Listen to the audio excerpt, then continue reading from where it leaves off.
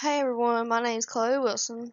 I chose to do Lyme disease as my presentation. The reason I chose Lyme disease is because when I was younger, I had brought in a tick from playing outside with my brother, and my mom was really stressed out that I would develop Lyme disease, but thankfully I didn't.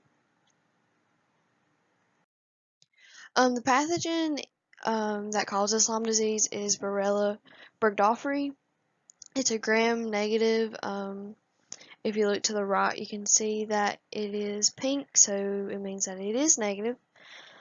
It is Borrelia burgdorferi is known for relying on the host for its energy, which means it has low metabolic capabilities. The tick can be infected with Borrelia burgdorferi at any time in its 3 stages of life. It also consists of one long linear chromosome that is 910,725 base pair long, which is pretty long. It also contains about 853 genes for coding, DNA, replication, transcription, and all things like that. What makes Borrelia so special is that its flagella is in the periplasm between the inner and outer membrane, which means it can move in and out pretty easily. The way it is transmitted is through an infected tick. It must bite you, and it must be infected with Borrelia burgdorferi. The way it enters is through the skin, and that is pretty much the only way that you can. Actually, it is the only way that you can develop Lyme disease. The systems that it affects is the integumentary system. If it is treated quick enough, it only affects the integumentary system with a bullseye rash where you were bitten, and it will also infect the immune system, which is only with swollen lymph nodes and a fever. But if you wait too long to get it treated, it can start to develop or affect the cardiovascular, and you'll develop Lyme carditis, which is just an irregular heartbeat for Lyme disease. You may also affect the respiratory system with shortness of breath and the muscular system. And this is a real big one with facial paralysis. You may also affect the nervous system with inflammation in the spinal cord and brain. The bottom two with the muscular and nervous system are pretty major things. So you should probably, if you notice a bullseye rash, you should probably get that checked out as possible. Once again, with symptoms, it depends on how quickly you want to go and get it treated. If you catch it with a 3 to 30 day period, you should probably have like just mild complications such as fevers, headaches, fatigues, muscle and joint aches, swollen lymph nodes.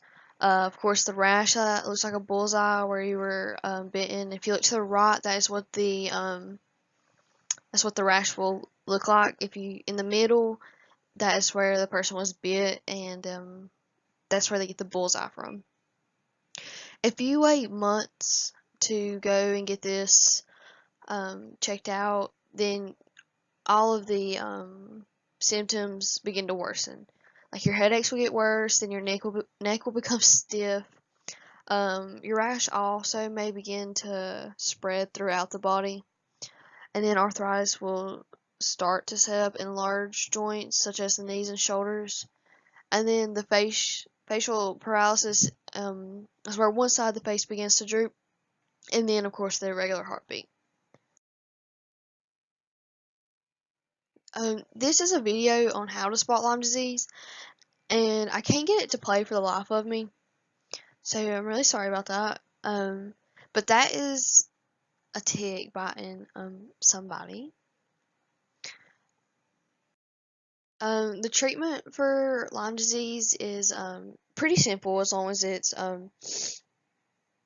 treated early enough. You're usually treated with just a couple antibiotics, and it's for like a 2 to 4 week span. Nothing major.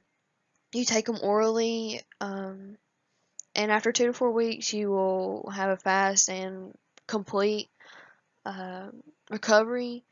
The antibiotics are usually mild antibiotics such as amoxicillin, um, and once again they're oral. But if you wait too long, you will have to be treated with more aggressive antibiotics, and they are usually given intravenously, and that is something that you don't want.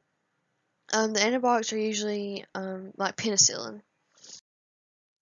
The prognosis, the people who are treated with antibiotics usually recover within 2 to 4 weeks, um, and they usually have a really great outcome, and there's no problems, and you don't need to go back to your doctor. Um, some people may experience fatigue and pain or difficulty thinking, and this is called post-treatment Lyme disease syndrome. Um, there's Lyme disease may reoccur, but it's not because you like don't or like you quit taking your antibiotics too early or anything like that. It's just because you may got unlucky and were bitten by another infected tick. So it's nothing you did wrong, it's just that you were bitten by another infected tick. Immunizations for Lyme disease, there's none at this time. The antibiotics that you're given by your doctor help or usually help with the disease, and they will help with the symptoms. And you usually don't have to go back to the doctor. You're usually free after that, and there's nothing else you need to do. Some extra information is that in the late 1900s and early 2000s, there was actually a vaccine back then that was to prevent Lyme disease, and it was called Limerix. It was sold to prevent 76 to 92% of infections, but companies had it knocked off the market because of vaccine fear. And even though that the patent for Limerix is currently up, I don't think that, or nobody will think that Limerix will return back to the market. Um, somebody could actually invent a generic kind if they wanted to, since the patent is currently up. Um, but Lyme disease can only be spread by tick bite and not human to human. So if your brother has it and he decides to give you a hug, don't automatically think that you're going to have Lyme disease, because you're not going to. People that are usually affected with Lyme disease are bitten by what is called a nymph, and it is an immature tick, and they're usually less than 2 millimeters in size. Um, there are different types of ticks that can spread Lyme disease. One being the black-legged tick. It's also called the deer tick, and it is in northeast, the mid-Atlantic, and north-central United States, and that's where it mainly spreads the disease at. The western black-legged tick, that spreads the disease on the Pacific coast. And these are my sources that I use to gather my information. Thanks.